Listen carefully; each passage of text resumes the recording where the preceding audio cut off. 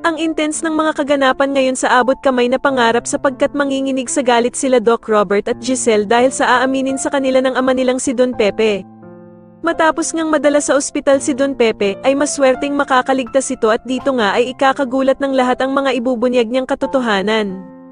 Samantala ay tatawagan naman ni Zoe ang ama niyang si Doc Carlos at nanginginig na sasabihin nga nito na hindi niya daw sinasadya ang ginawa niya kay Don Pepe. Tatanungin naman ni Doc Carlos si Zoe kung ano ba daw ang ginawa nito kay Don Pepe. Samantala ay napakahusay nga naman talaga ni Don Pepe umacting dahil sa pinagloloko lang pala niya itong si Zoe na hindi siya nito idadamay at pati na din ang ina nitong si Moira sa pagsumbong niya sa mga pulis. Dahil pagkalabas nga ni Zoe ng kotse dahil sa tinawagan siya ni Moira, ay agad namang tatawagan ni Don Pepe si Giselle para sabihin na kinidnap daw siya nila Moira at Zoe kasama si Balahadja.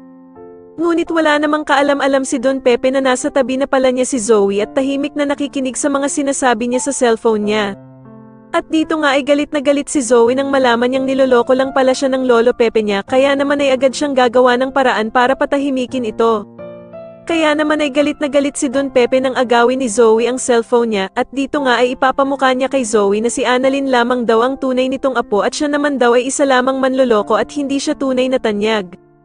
Dahil naman sa mga masasakit na salitang sinabi ni Don Pepe kay Zoe, ay mapupuno ito ng galit at magagawa nga nitong itulak ang matanda sa bangin.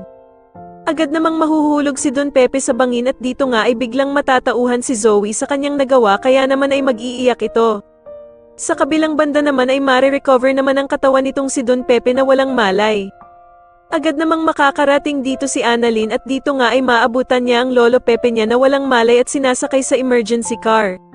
Sa tingin niyo magawa pa kayang matakasan ni Moira at Zoe ang ginawa nilang kasamaan matapos itong malaman nila Doc Robert at Giselle, mas lalo na nga talagang nagiging exciting ang mga susunod na kaganapan kaya naman ay mas lalo pa nating abangan ang mas lalong gumigandang abot kamay na pangarap. Maraming salamat po sa inyong panonood at sana po ay masubscribe niyo ako. Maraming salamat po.